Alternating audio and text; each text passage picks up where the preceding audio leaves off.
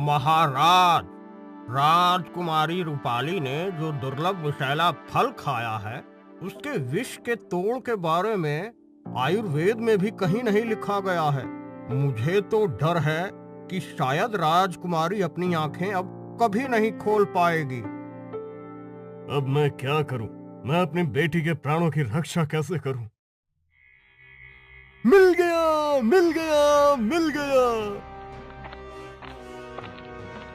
अरे तुझे ऐसा क्या मिल गया जो तू इतना खुश हो रहा है? मुझे उस फल के जहर का तोड़ मिल गया, जिसे खाकर राजकुमारी जी जिंदगी और मौत से लड़ रही है।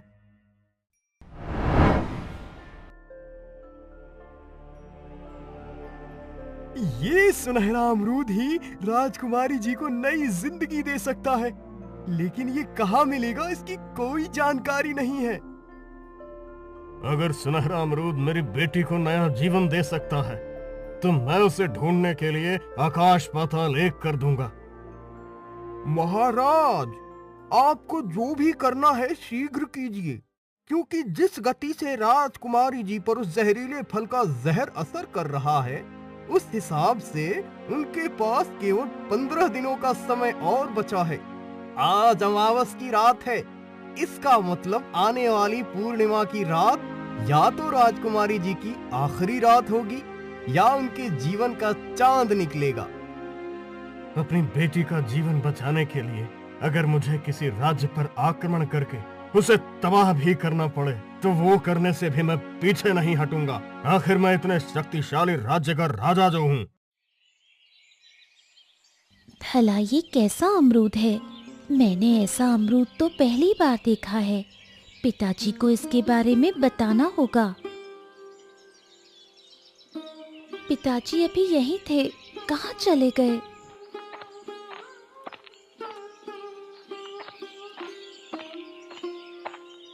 पिताजी, आप यहाँ हैं? मैं कब से आपको ढूंढ रही हूँ। क्या हुआ पुत्री? मुझे ढूंढने की कोई खास वजह है क्या?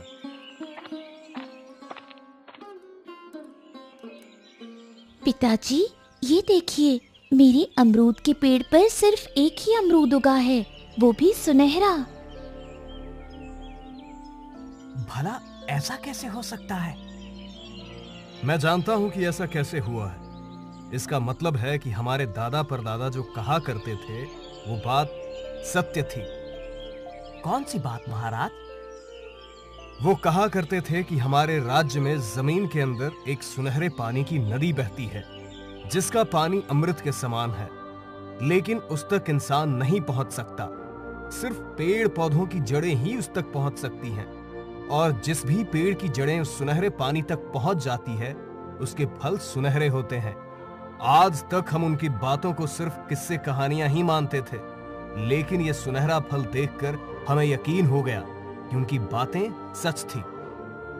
तब तो फिर अवश्य सुनहरे अमरूद की कुछ खासियत भी होगी। हाँ बिल्कुल, ये सुनहरा अमरूद किसी भी बीमारी को ठीक कर सकता है और हर तरह के जहर को काटने में सक्षम है।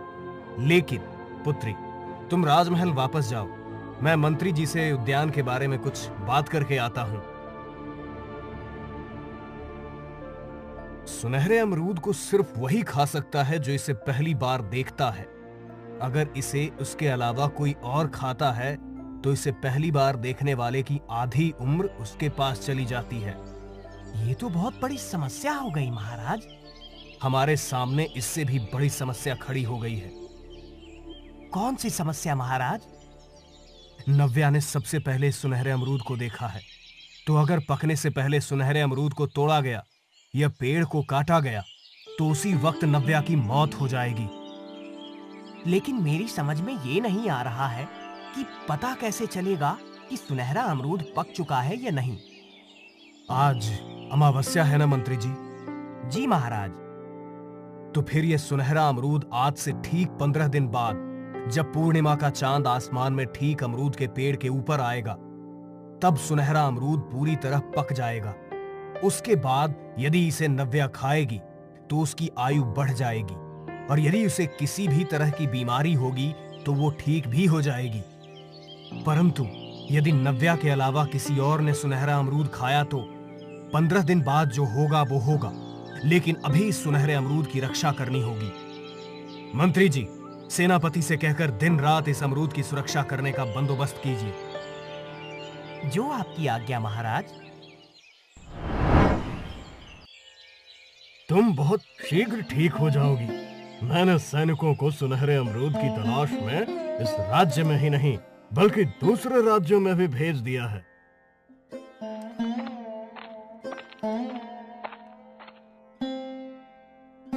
मैं ये समझ नहीं पा रहा हूँ कि राजकुमारी तक वो जहरीला फल लेके गया कौन था।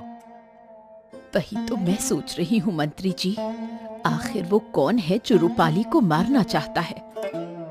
वो वही है जिसे राजकुमारी जी की मौत से फायदा होगा।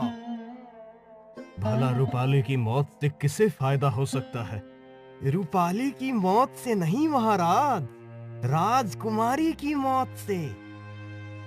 आप कहना क्या चाहते हो मंत्री जी? मैं कुछ समझा नहीं। मैं ये कहना चाहता हूँ कि हमें इस बात पर गहराई से विचार करना होगा कि रूपाली नहीं बल्कि राजकुमारी की मौत से किसे सबसे अधिक फायदा होगा। राजकुमारी और रूपाली दोनों एक ही तो हैं। आप क्या बेतुकी बातें कर रहे हैं मंत्री जी? मेरी तो कुछ समझ में नहीं आ रहा। और भला राजकुमारी की मौत से किसी का क्या फायदा होगा? महारानी, अगर आपकी पुत्री रूपाली इस राज्य की राजकुमारी है, इसका मतलब वो इस राज्य की उत्तराधिकारी भी है। परंतु यदि किसी कारणवश वो इस राज्य की उत्तराधिकारी ना रहे, तो फिर महाराज के बाद इस राज्य का उत्तराधिकारी कौन बनेगा? जिस किसी ने भी राजकुमारी को जहरीला फल खिलाकर मारने की कोशिश की है, वो आपकी पुत्री रूपाली को नहीं बल्कि राजकुमारी को मारना चाहता है, ताकि कोई भी इस राज्य का उत्तराधिकारी ना रहे और वो इस बात का फायदा उठा सके। अब मैं आपकी बात अच्छी तरह समझ गया मंत्री जी। तब तो अब हमें शीघ्र से शीघ्र उस व्यक्ति का पता लगाना होगा। लेकिन कैसे? आप चिंता ना करिए, मैं उस राजद्रोही को पकड़ने का कोई न कोई उपाय ढूंढ लूंगा। चोर चोर चोर! मेरे होते हुए तू महाराज का अमरूद नहीं चुरा सकता। यहाँ कोई चोर नहीं है, मैं हूँ। तू यहाँ अमरूद की रखवाली करने आया है या फिर सोने आया है? अगर महाराज को पता चला कि तू सो रहा था तो फिर तेरी खैर नहीं।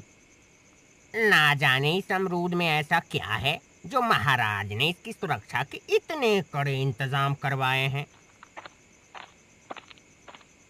इस अमरूद पर इस राज्य का भविष्य टिका हुआ है, तो अब तुम स्वयं सोच लो कि ये कितना खास होगा। तुम्हें इस बात का ध्यान रखना है कि कोई भी इस अमरूद को तोड़ ना सके। जो आपकी आज्ञा मंत्री जी।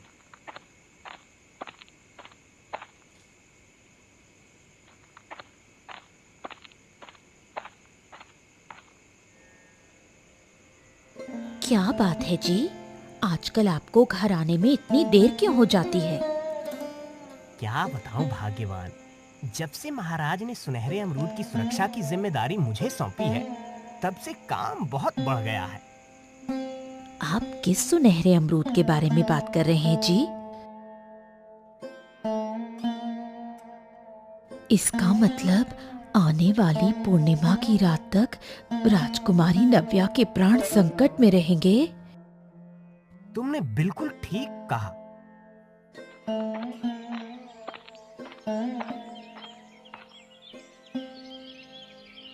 बहुत दिनों बाद दिखाई दी है। शालू बेटी, घर में सब कैसे हैं? सब कुशल मंगल तो है ना? हाँ अम्मा, घर में सब कुशल मंगल है। तुम बताओ, तुम्हारी तबीयत कैसी है? उम्र के हिसाब से मेरी तबीयत तो ठीक ही है। अरे तू सुना, क्या राजकुमारी के बगीचे में एक सुनहरा अमरूद लगा है? अम्मा, मैंने सब सुना है। मैं तो ये भी जानती हूँ कि उस सुनहरे अमरूद से क्या होगा। कौन हो सकता है वो जिसे राजकुमारी रूपाली की मौत से फायदा होगा? कहीं वो महामंत्री प्रकाश तो नहीं? मुझे लगता है रूपाली को जहरीला फल देने वाला कोई और नहीं बल्कि मेरा छोटा भाई प्रताप है, क्योंकि एक वही है जिसे उसकी मौत से सबसे ज्यादा फायदा होगा। राजकुमारी को जहरीला फल देने वाला कौन है? क्योंकि उसका मकसद राजकुमारी को सिर्फ मारना नहीं बल्कि कुछ और भी है। बस अब 10 दिन और बाकी हैं। इसका मतलब मैंने जो सुना वो सब सच था।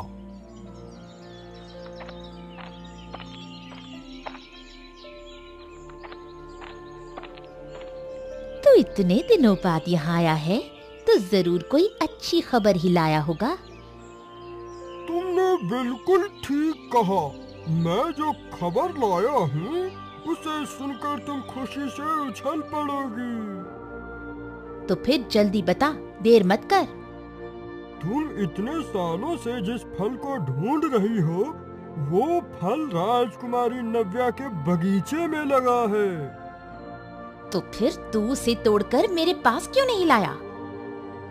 मैं उस फल को तोड़कर तुम्हारे पास लाने वाला था, लेकिन उस फल की सुरक्षा में राजा ने बहुत सारे सैनिक और कुत्ते तैनात कर रखे हैं। इसका मतलब राजा भी उस फल की खासियत को जानता है। तू बस मुझे वहां तक ले चल, मैं खुद ही उस फल को तोड़ लूंगी। महाराज, मुझे लगता है कि हमारी बेटी को ये जहरीला फल किसी और ने नहीं बल्कि हमारे महामंत्री ने ही दिया है। मुझे ऐसा इसलिए लगता है क्योंकि हमारे राज्य के कानून के अनुसार यदि राज्य का कोई उत्तराधिकारी ना हो तो महामंत्री को राज्य का कार्यभार सौंपा जा सकता है। मुझे तो लगता है मेरी बेटी को वो जहरीला फल महामंत्री ने नहीं बल्कि मेरे छोटे भाई प्रताप ने दिया है। आप ऐसा सोच भी कैसे सकते हैं महाराज? देवर जी हमारी बेटी को अपनी बेटी की तरह प्रेम करते हैं, वो उसके साथ ऐसा कभी नहीं कर सकते। मैं ऐसा इसलिए कह रहा हूँ क्योंकि हमारे राज्य का कानून ये भी कहता है कि राजा की संतानहीनता की परिस्थिति में उसके छोटे भाई की संतान ही उसका उत्तराधिकारी होता है। मैंने आप दोनों की बातें सुनी हैं, लेकिन मुझे लगता है कि आप दोनों ही गलत हैं। आपको ऐसा क्यों लगता है मंत्री जी? मुझे ऐसा इसलिए लगता है क्योंकि जिसने भी राजकुमारी को वो जहरीला फल खिलाया है उसका मकसद सिर्फ राजकुमारी की जान लेना नहीं बल्कि कुछ और है। क्योंकि अगर उसे राजकुमारी को सिर्फ जान से मारना होता तो उन्हें ऐसा जहरीला फल नहीं खिलाता जो कि धीरे असर करता है, बल्कि कोई ऐसा जहर खिलाता जिससे राजकुमारी जी की सांसें शीघ्र से शीघ्र थम जाती। आपकी बातों ने तो रहस्य और गहरा कर दिया मंत्री जी। आपने जो कहा उस बारे में मैंने सोचा ही नहीं, लेकिन फिर भी मैं महामंत्री और अपने भाई पर नजर रखूंगा। आपको जो भी करना है जल्दी कीजिए, क्योंकि अब सिर्फ 5 दिन बचे हैं। बाकी के बचे दिन भी बिना किसी परेशानी के बीत जाएं, फिर मेरी बेटी सुरक्षित होगी। अरे ये क्या? आज अचानक आंधी तूफान कहां से आ गया? आंधी तूफान से सुनहरे अमरूद के पेड़ की रक्षा करनी होगी।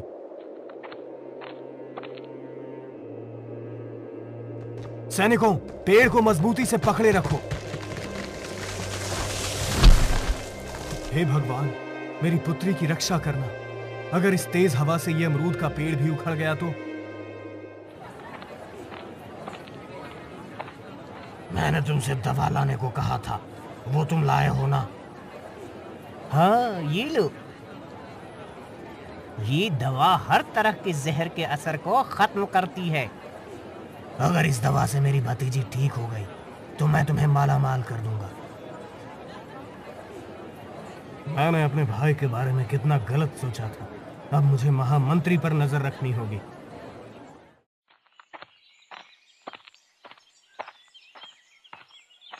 महाराज, अब सिर्फ 3 दिन और बचे हैं, लेकिन अब तक ना सुनहरे अमरूद की कोई जानकारी मिली है न कुछ पता।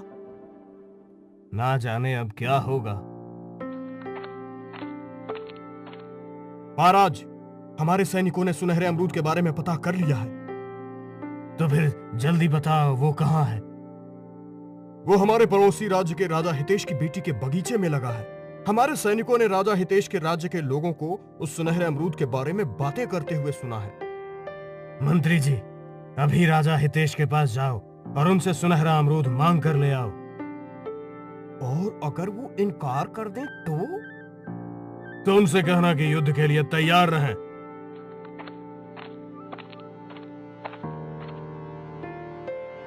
ना जाने राजा हितेश के पास से लौट कर आने में मंत्री जी को कितना समय लगेगा। मैं भी उनके पीछे पीछे जाता हूं तो अच्छा रहेगा। सेना लेकर आप भी मेरे साथ चलो सेनापति जी।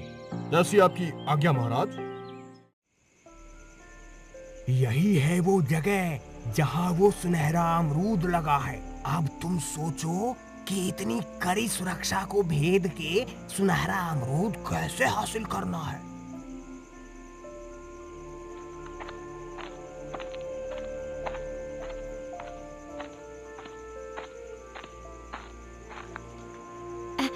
हम दोनों। तूने मुझसे कहा था ना कि सुनहरा अमरूद कैसे हासिल करना है, वो मैं सोचूं? हाँ, मैंने कहा था। वो मैंने सोच लिया है। कैसे? ऐसे। मुझे तो ये पता ही नहीं था कि तुम रूप भी बदल सकती हो। तुझे क्या लगता था मैं कोई मामूली डायन हूँ? मैंने अपनी इसी शक्ति का इस्तेमाल करके राजा धवल का भी रूप बनाया था। मैं इससे भी बहुत ज्यादा कर सकती थी, लेकिन समय के साथ मेरी शक्तियाँ कमजोर हो रही हैं, जिन्हें वापस पाने के लिए मुझे सुनहरे अमरूद की जरूरत है। मुझे क्या करना है? तुम्हारे पास कोई भी शक्ति हो, मुझे तो बस तुम्हारे दिए हुए सोने से मतलब है। तू यहीं रुक, मैं अभी आती हूँ।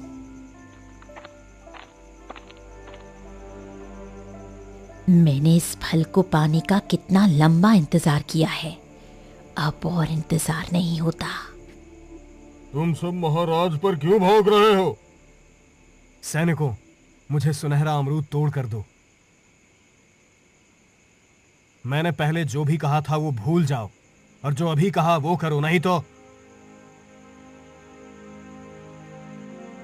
ठहरो, ऐसा मत करो। ये हमारे सामने दो महाराज कैसे आ गए? नहीं नहीं, मैं असली हूं। तुम मेरी बात मानो और वो फल तोड़कर मुझे दो। कौन असली है कौन नकली, इसका फैसला भी करता हूँ। ये कुत्ते महाराज की सुगंध पहचानते हैं। मुझे छोड़ दे राजा, नहीं तो तेरे लिए अच्छा नहीं होगा। तुम कौन हो और तुम्हें सुनहरा अमरूद क्यों चाहिए? मैं कौन हूँ तुझे कभी नहीं बताऊंगी। तू नहीं तो तेरा साथी तेरे बारे में जरूर बताएगा। मुझे देखकर वो यहाँ से भाग गया है। सैनिकों, इसे आम के पेड़ से बांध दो और इसके साथी को ढूंढकर दोनों को कल सुबह राज दरबार में पेश करो। जैसी आज्ञा महाराज। महाराज, आपको पता कैसे चला कि नव्या के उद्यान में कोई घुसा है? मैं रात में राजमहल की छत में खड़ा उद्यान की तरफ देख रहा था, तभी मुझे वहां कुछ हलचल होती दिखाई दी। मैं उसी के बारे में पता करने वहां गया तो मुझे तभी उन दोनों के बारे में पता चला। आप कौन हैं और कहां से आए हैं? मैं राजा धवल का मंत्री काशी हूँ और यहाँ उनका संदेश वाहक बनकर आया हूँ। कहो, राजा धवल का क्या संदेश लाए हो?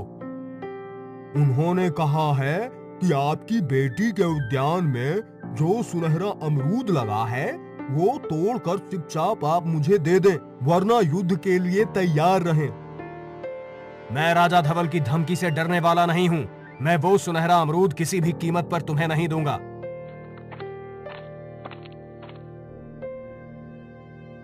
महाराज, हमने इन दोनों को पकड़ लिया है। अब बताओ तुम कौन हो, नहीं तो तुम दोनों को देशद्रोह के इल्जाम में आजीवन कारावास की सजा दूंगा।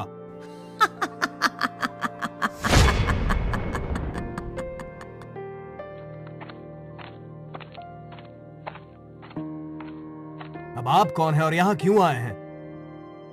मैं हूं राजा धवल और ये मेरे ही मंत्री हैं। अच्छा, तो वो आप हैं जिन्हें सुनहरा अमरूद चाहिए। इतने सारे लोग सुनहरे अमरूद के पीछे पड़े हैं। भला आप सबको सुनहरा अमरूद क्यों चाहिए? अब तुम दोनों भी बता दो, नहीं तो आजीवन कारावास में रहना पड़ेगा। महाराज, ये एक डायन है। इसे अपनी खोई शक्तियां वापस लाने के लिए वो सुनहरा अमरूद चाहिए। मैंने सब सच बता दिया, मुझे कारावास में मत डालना। इस डायन को तो मैं सुनहरा अमरूद किसी भी कीमत में नहीं लेने दूंगा। आप भी मुझे क्षमा करना, मैं वो आपको भी नहीं दे सकता। ये जानते हुए कि उस अमरूद से मेरी पुत्री की जान बच सकती है, उसके बावजूद आप उसे देने से मना कर रहे हैं। अब आप युद्ध के लिए तैयार रहिए।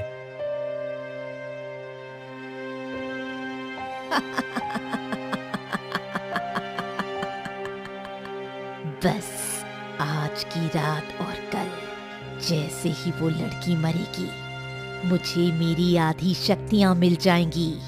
उसके बाद तू खुद मुझे वो सुनहरा अमरूद लाकर दे देगा। तुम क्या कह रही हो? तुझे क्या लगता है तेरी बेटी को वो जहरीला फल खाने को किसने दिया था? मैं कमजोर हो चुकी थी। अपनी शक्तियां वापस पाने के लिए मुझे ऐसा करना पड़ा। जैसे जैसे तेरी बेटी मौत के मुंह में जा रही है, वैसे वैसे मेरी शक्तियां बढ़ रही हैं। उसके मरते ही मेरी शक्तियां वापस लौट आएंगी। उसके बाद मैं तुम दोनों के राज्य को तबाह कर दूंगी। लेकिन तुमने मेरी पुत्री को ही वो जहरीला फल क्यों खिलाया? क्योंकि तेरी बेटी पूर्णिमा की रात को जन्मी थी, इसलिए। पिताजी, अगर ऐसी बात है तो सुनहरा अमरूद रूपाली को खिला दीजिए। अगर मेरी आधी जिंदगी से हमारा राज्य और रूपाली की जिंदगी बच सकती है तो मैं अपनी आधी जिंदगी देने के लिए तैयार हूँ। मुझे नहीं पता था कि मेरी पुत्री बड़ी हो चुकी है। अगर तुम ऐसा चाहती हो तो फिर पूर्णिमा की रात को जब सुनहरा अमरूद पक जाएगा तब मैं उसे राजा धवल को सौंप दूंगा। नहीं, तू ऐसा नहीं कर सकता। अगर तूने ऐसा किया तो मैं मर जाऊंगी।